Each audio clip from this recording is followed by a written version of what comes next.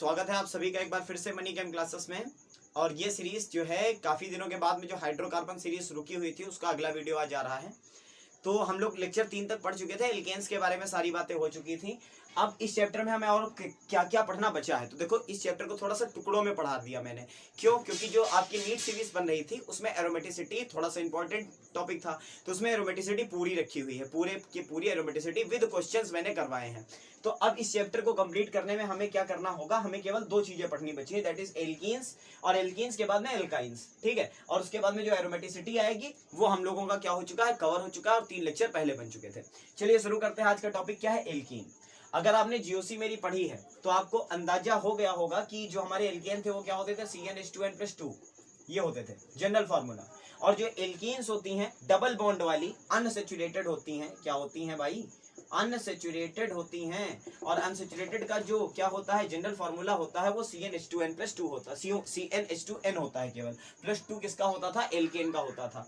तो अगर हम n इक्वल टू कितना पुट करें, 1 पुट करें, तो कहोगे आएगा सर CH2, ये तो अनस्टेबल है, ये क्या है, अनस्टेबल है, ये तो एग्जिस्ट ही नहीं करता। तो n की वैल्यू 1 जो है वो नहीं रखी जा सकती, यानी कि यहाँ पर n की वैल्यू कहाँ से शुरू होती है, 2 से शुरू होती है। देखो जब भी आता है कि शुरुआती 3, अभी आगे पढ़ाऊंगा, आज ही के लेक्चर में बोलूंगा कि शुरुआती 3 जो इसके फैमिली के मेंबर हैं वो क्या हैं, वो गैसियस हैं, किसमें, फिजिकल स्टेट में। तो बच्चे क्या समझते हैं कि n equal to 1, n equal to 2 एंड n इक्वल टू 3 रख लें तो वो वाले हमारे गैस होंगे, 4 से क्या हो जाएंगे, 4 से हमारे क्या हो जाएंगे, लिक्विड हो जाएंगे, उसके बाद में हमारे सॉलिड हो जाएंगे। तो बच्चा मेरे जब n इक्वल टू 1 लिखा ही नहीं जा सकता तो फर्स्ट 3 मेंबर होंगे 2, 3 एंड 4। ठीक है, तो n की वैल्यू क्या रखी जाएगी, 2 से रखी जाएगी। तो अगर 2 रखी जाए तो आता है C2H4। C2H4 मतलब जानते हो, एथिलीन, भाई पॉलीथाइलिन वाला बनाना सिखाऊंगा, पॉलीथाइलिन, परेशान मत हो। तो C2H4 स्ट्रक्चर देखो भाई, सबसे सिंपल एल्कीन का ये C2H4, ये सिंपलेस्ट एल्कीन है दुनिया की, पहला मेंबर एल्कीन का। तो अगर एल्कीन के बारे में बात करें तो 2-3 बातें ध्यान रखनी है। पहली बात, दे आर अनसैचुरेटेड। दूसरी बात, दियर जनरल फार्मूला इज CnH2n। तीसरी बात, n equal to 1 is not applicable. चौथी बात, n इक्वल टू 2 अगर रखते हैं तो सबसे पहले नंबर पे आएगा C2H4। This is the first member of this series. And क्या है, एंड क्या है, यही हमारा मॉलिक्यूल बोला जाता है नॉर्मली एथिलीन। क्लियर? अब अगर हम लोग बात करें कि बेसिक एल्कीन्स होती क्या हैं, तो एल्कीन्स वो होती हैं जिनमें डबल बॉन्ड पाए जाते हो, कार्बन कार्बन डबल बॉन्ड पाया जाता हो। इफ ये लिख लो, C सिंगल बॉन्ड C, ये बॉन्ड एग्जिस्ट कर रहा है, डबल बॉन्ड नहीं होना चाहिए, ठीक है, एग्जिस्ट कर रहा है, तो हमारा जो भी कंपाउंड है वो क्या होगा, एल्कीन की कैटेगरी में जाएगा। और बच्चों ये एल्कीन 2 तरीके की होती है, पहले नंबर पे होती है सिमेट्रिकल और दूसरे नंबर पे होती है एसिमेट्रिकल। तो सिमेट्रिकल मतलब जानते हो ना, शुरुआत बचपन से पढ़ रहे हो, फिर shape of symmetry, line of symmetry, plane of symmetry सब पढ़ते हो। तो सिमेट्रिकल मतलब क्या होता है, सिमेट्रिकल का मतलब होता है दोनों तरफ एक जैसा, और अनसिमेट्रिकल का मतलब होता है एक तरफ एक जैसा, दूसरी तरफ दूसरे जैसा, ठीक, मतलब अलग होना चाहिए। तो अगर सिमेट्रिकल, ऊपर वाला देखो एग्जांपल, इस डबल बॉन्ड के उधर का एटमॉस्फेयर देख लो, इस डबल बॉन्ड के इधर का एटमॉस्फेयर देख लो, सेम है ना। तो अगर इसी तरीके से सिमेट्रिकल की बात करें तो क्या लिख सकते हैं, CH3 CH double bond CH single bond CH3। देखो इस डबल बॉन्ड के दोनों तरफ का एनवायरनमेंट जो है वो बिल्कुल ही क्या है, सेम है। तो ऐसी एल्कीन को हम लोग कहते हैं सिमेट्रिकल एल्कीन। दूसरी बात आती है एसिमेट्रिकल, क्या, एक तरफ का एनवायरनमेंट कुछ दूसरा हो, दूसरी तरफ का कुछ दूसरा हो, जैसे 3 वाली लो, CH3 CH double bond CH2। तो देखो उस डबल बॉन्ड के उधर CH2 है और इधर क्या है, CH3 है, तो ये कैसा हो गया, ये एसिमेट्रिकल एल्कीन की कैटेगरी हो गई। क्लियर हुई बात पूरी तरीके से, कुछ बातें क्लियर हुई। आराम से पढ़ो, बढ़िया पढ़ा रहा हूँ, आराम से समझ में आता जाएगा जो जो बोलूंगा, ठीक है, बस कॉपी पेन उठा लो और बैठ जाओ साथ में।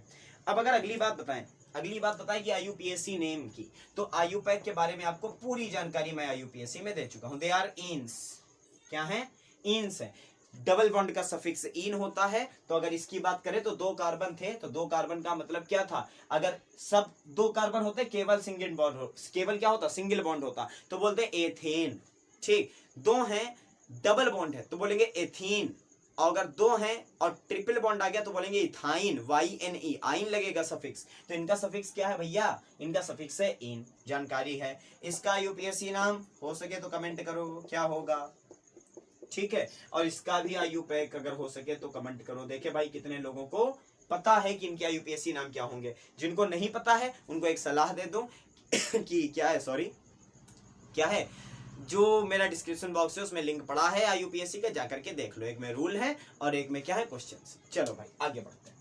अब अगर बात करें इनकी कि कैसा इनके आइसोमर्स पाए जाते होंगे, सारी बात कर लो जनरल। आइसोमर, तो आइसोमर भाई जिन्होंने GOC देख लिया उनको पता होगा कि ये जियोमेट्रिकल आइसोमर बनाते हैं। क्या बनाते हैं?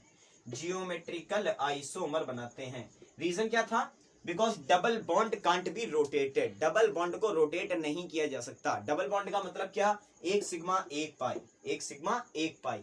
सिग्मा का मतलब ये कार्बन ये carbon, p orbital p orbital p orbital p orbital, this is sigma bonding, axial overlapping. और दूसरी वाली p ऑर्बिटल यहां पर थी और ये ओवरलैपिंग हुई तो ये बना कौन सा बॉन्ड? Pi bond. ठीक है, तो अब सोचो इस कार्बन को पकड़ के ऐसे ट्विस्ट कर दो तो ये सिग्मा तो घूम जाएगा एज इट इज, लेकिन क्या पाई घूम सकता है? पाई घुमाओगे टूट जाएगा। ठीक है, तो रोटेशन नॉट पॉसिबल, तो क्या बनते थे? Geometrical isomer. याद है नाम सभी को, सिस एंड ट्रांस। ठीक है, एक बार पूरी बात बता दूं, ये कार्बन, ठीक, यहां पर जुड़ा है P, यहां पर जुड़ा है Q, यहां पर जुड़ा है P, यहां पर जुड़ा है Q, दे आर सिस। ठीक, बट अगर यहां पर कार्बन, यहां पर कार्बन, यहां पर है P, अक्रॉस है P, यहां पर है Q, अक्रॉस है Q, then they are trans.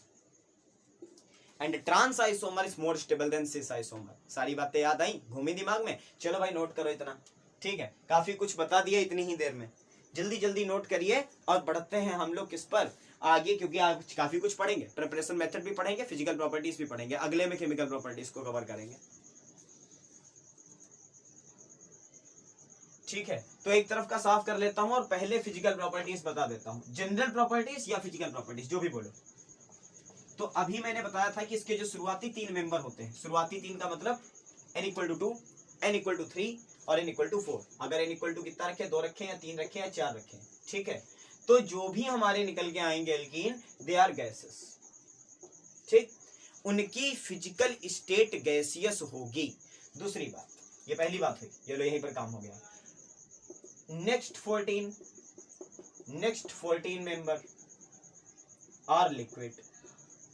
ठीक, अगले 14, यहां शुरुआत से नहीं 14, जहां पर ये 4th वाला गैस था, इसके आगे के 14 जो मेंबर हैं वो क्या हैं? वो हैं लिक्विड। और अगर हम लोग इसके आगे जाए, ठीक, above it all are solids। ठीक है, तो सारे के सारे क्या हो जाएंगे? सॉलिड हो जाएंगे। पहली बात तो ये नोट करो कि अगर हम लोगों ने क्या कहा, अगर हम लोगों ने देखा कि हमारे जो एल्कीन हैं उनके बारे में बेसिक जानकारी क्या, तो शुरुआती 3 मेंबर हैं, दे आर गैसेस, उसके नेक्स्ट 14 आर लिक्विड, एंड उसके ऊपर बढ़ेंगे तो सारे के सारे क्या होंगे? सॉलिड होंगे। अच्छा, ये रीजन कहां से निकल के आया? बच्चा देखो, मेल्टिंग पॉइंट हो या बॉइलिंग पॉइंट हो, ये ब्रह्मास्त्र है, ये हर जगह लगेगा, कहीं पर भी फेल नहीं होना है। कि जो भी मेल्टिंग पॉइंट या बॉइलिंग पॉइंट होता है, मेल्टिंग पॉइंट बेचारा सॉलिड्स का होता है, बॉइलिंग पॉइंट लिक्विड्स का होता है, तो जो भी मेल्टिंग एंड बॉइलिंग पॉइंट है वो डायरेक्टली प्रोपोर्शनल है मॉलिक्यूलर वेट के। मॉलिक्यूलर वेट के, मॉलिक्यूल जितना ही ज्यादा वेट वाला होगा उसका मेल्टिंग एंड बॉइलिंग पॉइंट उतना ही अधिक होगा। तो देखो शुरुआत में क्या थे? 2 3 4, कम था, बहुत छोटा मास था, मॉलिक्यूलर मास छोटा छोटा। ठीक है, तो छोटा छोटा था तो क्या थे? गैस थे। यहां शुरू हुआ, 14 मेंबर जो हैं उनमें जैसे जैसे आगे बढ़ते जाएंगे उनका जो क्या होगा, उनका जो बॉइलिंग पॉइंट होगा वो बढ़ता चला जाएगा, इंक्रीज होता जाएगा। ठीक है, समझे बात को? तो जब इंक्रीज होता जाएगा तो क्या होगा? 14 वाले का मैक्सिमम होगा, एकदम बढ़िया। अब उसके ऊपर जब जाएंगे तो लिक्विड स्टेट ही खत्म हो गई। ठीक है, लिक्विड स्टेट खत्म और कौन सी स्टेट शुरू? सॉलिड। तो कौन सा आ जाएगा भाई? मेल्टिंग पॉइंट भी आ जाएगा, वहां पर मेल्टिंग पॉइंट भी आएगा। अब जैसे जैसे उसके आगे बढ़ते जाएंगे तो मेल्टिंग पॉइंट भी बढ़ेंगे और बॉइलिंग पॉइंट भी बढ़ेंगे। आई थिंक समझ गए होंगे पूरी बात को। अब आते हैं दूसरी कि सॉल्युबिलिटी में क्या फर्क होगा। सॉल्युबिलिटी, तो देखो सॉल्युबिलिटी का भी सिंपल सा रूल है। सिंपल सा रूल क्या है कि polar likes polar, non polar likes organic. ठीक है, या ऑर्गेनिक लाइक्स ऑर्गेनिक। तो अगर कोई चीज पोलर है तो पोलर सॉल्वेंट में घुलती है। कहोगे पोलर सॉल्वेंट सर? पानी अपना पानी, वाटर, H2O। ऑक्सीजन यहाँ बेंट शेप, हाइड्रोजन यहाँ, बॉन्ड एंगल 104.5 डिग्री। क्लियर? अब देखो ऑक्सीजन खूब इलेक्ट्रोनेगेटिव है, तो जो भी शेयर्ड इलेक्ट्रॉन पेयर हैं उसी की तरफ खींचे हुए हैं, यानी कि इसके ऊपर है माइनस माइनस, इसके ऊपर है प्लस प्लस। पोलर कौन है? जो हेट्रोएटॉमिक है, बस इतना बना लो दिमाग में। पोलर कौन है? जो हेट्रोएटॉमिक है। और ऑर्गेनिक कौन है? जिनमें कार्बन मौजूद है और वो लिक्विड स्टेट में पाए जाते हैं। तो अगर हम लोग सॉल्युबिलिटी की बात करें तो they are organic compound, obviously they are organic compound. तो ऑर्गेनिक हैं तो they are insoluble in water, ये पानी में नहीं घुलते। ठीक है, वाटर लिखो या क्या लिख लो, पोलर। HCl में भी नहीं घुलेंगे, HF में भी नहीं घुलेंगे, HBr में भी नहीं घुलेंगे, किसी में नहीं घुलेंगे। कहाँ घुलेंगे, घुलेंगे कहाँ, ऑर्गेनिक में। ऑर्गेनिक का मतलब कॉपी पर नोट करो, बोल रहा हूं कौन कौन से, क्लोरोफॉर्म में घुल जाएंगे, बेंजीन में घुल जाएंगे, डाइथाइल ईथर में घुल जाएंगे, आपके ऑर्गेनिक के ईथर्स जितने होंगे सभी में घुल जाएंगे, परऑक्साइड जितने होंगे ऑर्गेनिक के उनमें घुल जाएंगे, ठीक है, कार्बन टेट्राक्लोराइड में घुल जाएंगे, इन सब में घुल जाएंगे, लेकिन पानी में या पोलर में नहीं घुलेंगे, ठीक है। चलिए नोट करिए,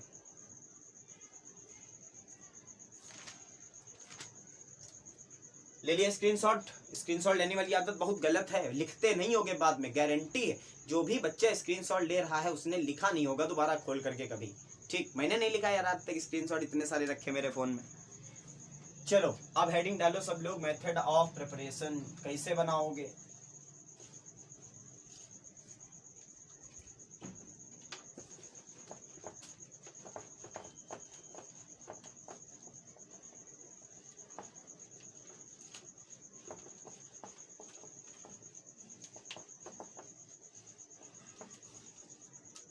शुरू करें भाई, मेथड ऑफ प्रिपरेशन। तो जो पहला मेथड है वो बहुत ही सिंपल उसमें आ जाएगा, ठीक है। क्यों, क्योंकि हम लोग इसे बनाएंगे फ्रॉम एल्काइंस। पहला है फ्रॉम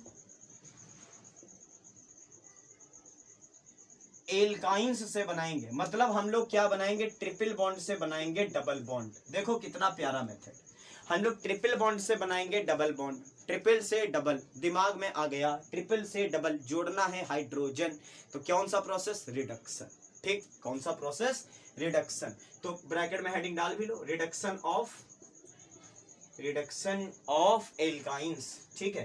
तो C ट्रिपल बॉन्ड C, इनका जब हम लोग क्या करेंगे, रिडक्शन करेंगे, तब हमें मिलेगा क्या, तब हमें मिलेगा डबल बॉन्ड। तो चलो भाई कोई भी ले लो, R लिया, ठीक है, क्या ले लिया, R लिया, और उसके साथ में C, और उसके बाद में डबल, और इधर R डैश, इधर कोई चेन है उधर कोई चेन है, डजंट मैटर।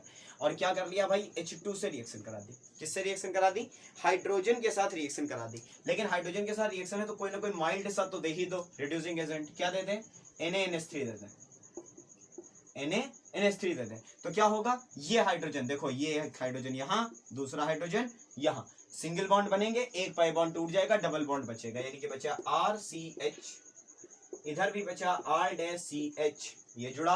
अब देखो तीन थे, अब कितने की रिक्वायरमेंट रह गई, केवल 2 की। चलो भाई 2 आ गए, कौन आ गए, 2 आ गए।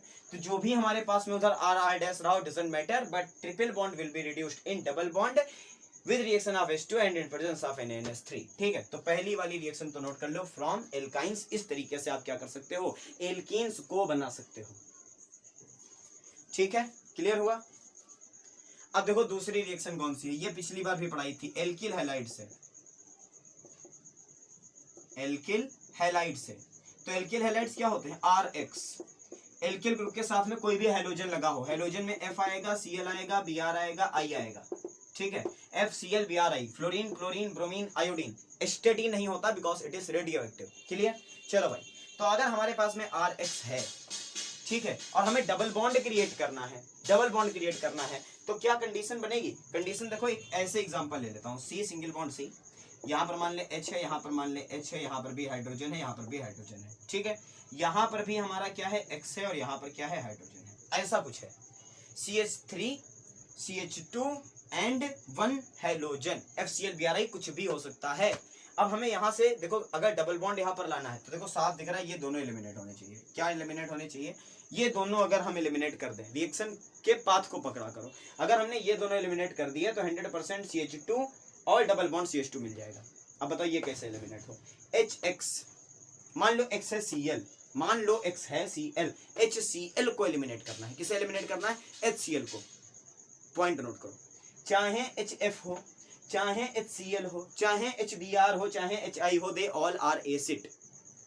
भाई HCl तो रोज का एसिड, ठीक, रोज देखते हो। तो अगर हाइड्रोजन की रिएक्शन किसी भी हाइड्रोजन से होती है तो एसिड बनते हैं बच्चा। तो हमें निकालना क्या है, एसिड निकालना है। और अगर एसिड निकालना है तो किसकी जरूरत पड़ेगी अल्कोहलिक KOH, एक स्ट्रॉन्ग बेस की, KOH और NaOH, ठीक है, NaOH KOH, वैसे भी स्ट्रॉन्ग बेस है, वैसे भी स्ट्रॉन्ग बेस है।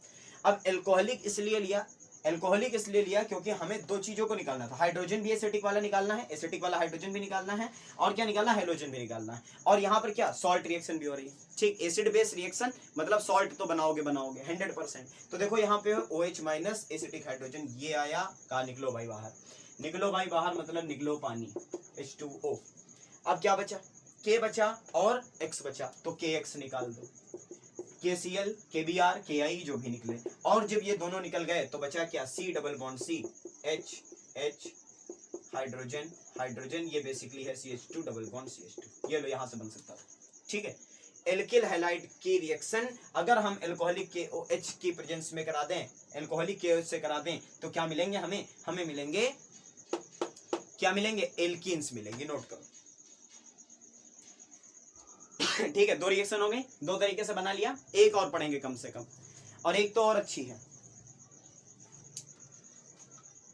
जब शुरुआत में रिएक्शन पढ़ाई जाती थी, जब तक मिटा रहा हो तब तक एक दो बातें ही सुन लो। जब शुरुआत में रिएक्शन हुई थी, जब तक कि यूरिया का फॉर्मेशन नहीं हुआ था, ठीक है, वूलर ने नहीं किया था, तब तक पता क्या कहा जाता था, कहा यही जाता था कि हर एक रिएक्शन के पीछे एक नेचर फोर्स है। ठीक है, हर एक रिएक्शन के पीछे एक नेचर फोर्स है, और उसी नेचर फोर्स की वजह से सारी रिएक्शन होती हैं। जब से यूरिया को बना लिया गया तब से वो कॉन्सेप्ट क्या कर दिया गया, कहा कि नहीं भाई हम लोग किसी भी ऑर्गेनिक कंपाउंड को, बहुत सारे ऑर्गेनिक कंपाउंड ऐसे हैं जिन्हें हम लैब में बना सकते हैं। ठीक है, ये बात आई, लेकिन एक बात बताऊं, वो नेचर फोर्स गायब तो हो नहीं गए। ठीक है, वो नेचर फोर्स गायब तो हुए नहीं, तो हर एक रिएक्शन के पीछे, ये बात तो मान लो, हर एक रिएक्शन के पीछे कोई ना कोई एक ऐसा फोर्स जरूर होता है जो उस रिएक्शन को क्या कराता है, प्रोसीड कराता है। ठीक है, या उस रिएक्शन के होने के पीछे वो जिम्मेदार होता है। ये बात 100% बना लो अपने दिमाग में। और जब भी ऐसा कोई फोर्स आएगा किसी रिएक्शन के पीछे, तो 100% वो उसकी एनर्जी को क्या करेगा, डिक्रीज ही करेगा, कभी बढ़ाएगा नहीं, क्योंकि ब्रह्मांड का नियम है एंट्रोपी हमेशा बढ़ेगी ही बढ़ेगी, 100% है एंट्रोपी बढ़ेगी, कभी भी रेंडमनेस खत्म नहीं होगी, रेंडमनेस हमेशा बढ़ती है। ठीक है, इसलिए हम लोग कहते हैं कि जो भी रिएक्शन होती है उसमें हमेशा एनर्जी क्या होती हुई नजर आती है, घटती हुई हमें नजर आती है, कुछ एक को छोड़ के, बाहर से ना दो एनर्जी। ठीक, स्पॉन्टेनियस की बात कर लो। चलो अब आते हैं फ्रॉम एल्कोहल, डिस्कस हो गया, थोड़ा बोर्ड भी साफ हो गया। फ्रॉम एल्कोहल्स, अब एल्कोहल से कैसे बनाओगे भाई, बनानी है एल्कीन, मतलब OH को कन्वर्ट करना है, OH हटाना है सबसे पहली बात, और आना चाहिए क्या, डबल बॉन्ड। देखो कैसे आएगा, मान लें कि ये हमारे पास में दो कार्बन है, ये दो कार्बन है, यहाँ हाइड्रोजन लगा है, यहाँ हाइड्रोजन लगा है, यहाँ हाइड्रोजन है, यहाँ हाइड्रोजन है, यहाँ हाइड्रोजन है, और यहाँ OH है। पिछली बार X था, यहाँ क्या है, OH है। देखना सिमिलर है कॉन्सेप्ट, समझ में आ गया होगा कि अगर ये OH और ये H दोनों ही एलिमिनेट हो जाएं, दोनों ही निकल जाएं, तो दोनों के निकलने के बाद में यहाँ पर डबल बॉन्ड क्रिएट होना कंपलसरी हो गया। ठीक, मजबूरी है कार्बन की, शेयर नहीं करोगे अनस्टेबल हो जाओगे, तो करो भैया शेयर। ठीक, समझ में आई बात। अब बताओ ये कैसे निकले, ये कैसे निकले, एक तरफ OH एक तरफ हाइड्रोजन है, तो OH हाइड्रोजन, पानी निकालना है, क्या निकालना है, वाटर मॉलिक्यूल निकालना है। तो वाटर मॉलिक्यूल निकालने का खेल जानते हो क्या है, कुछ नहीं करना, कुछ नहीं करना, कंसंट्रेटेड एसिड उठा लाओ जाकर के लैब में से। ठीक, खूब 90% वाला एसिड उठा के लाओ, कंसंट्रेटेड H2SO4 डाल दो, पानी एलिमिनेट हो जाएगा। ठीक, खुद ब खुद एलिमिनेट हो जाएगा, अभी बता रहा हूं क्यों। और बचेगा क्या, CH double bond C, H, यहाँ पर भी हाइड्रोजन, यहाँ पर भी हाइड्रोजन, खत्म कहानी। ठीक है, अब एक बात बताओ कि ये क्यों हुआ, ये वाटर क्यों निकल गया, क्योंकि हर एक एसिड की अकेली टेंडेंसी है, कहीं से भी कंसंट्रेटेड एसिड को निकालो मॉइस्चर खींचेगा, खुद को डाइल्यूट करेगा, सामने वाले को डिहाइड्रेट करेगा। ठीक है, बनाओ दिमाग में कि अगर हम लोग क्या करते हैं, कंसंट्रेटेड एसिड का यही यूज है, कंसंट्रेटेड एसिड अगर हैं, कंसंट्रेटेड एसिड कहीं से निकाले जाएं तो वो क्या करेंगे, H2O को अपने में खींचेंगे, कहेंगे आ जाओ हमारे में, खुद को क्या करेंगे, डाइल्यूट करेंगे, और जहां से खींचेंगे उसे डिहाइड्रेट कर देंगे, वहां से पानी का मॉलिक्यूल क्या कर देंगे, निकाल देंगे। ये बात हमेशा अपने दिमाग में बनाए रखो। इतना तो बता दो, अगर लैब में कभी जाओगे और एक छोटा सा बीकर लो और उसमें क्या करो, कंसंट्रेटेड बढ़िया HCl या H2SO4 भर दो और उसे किसी डेस्क पर रख दो, तो उस डेस्क के बाहर तक का मॉइस्चर खींच लेगा वो। ठीक है, इतनी तेज खींचता है किसको, पानी के मॉलिक्यूल को। तो कंसंट्रेटेड H2SO4 लेकर के आओ, चुपचाप डाल दो अल्कोहल के बीच में, सारा पानी का सीट क्या अलग कर देगा, और क्या निकाल देगा, क्या निकाल देगा, केवल एल्कीन्स निकाल देगा। ठीक है, तो आज की वीडियो में यहाँ पर रुक जाते हैं। हम लोगों ने क्या क्या पढ़ लिया, हम लोगों ने पढ़ लिया बेसिकली आज फिजिकल प्रॉपर्टीज पढ़ ली, सारी चीजें जो जनरल बातें थी वो पढ़ ली, प्रिपरेशन मेथड पढ़ लिए, और क्या पढ़ेंगे अब हम लोगों को केमिकल प्रॉपर्टीज कंटिन्यू करनी होगी नेक्स्ट वीडियो में। तो बहुत जल्द मिलते हैं अगली वीडियो में, तब तक के लिए थैंक यू सो मच।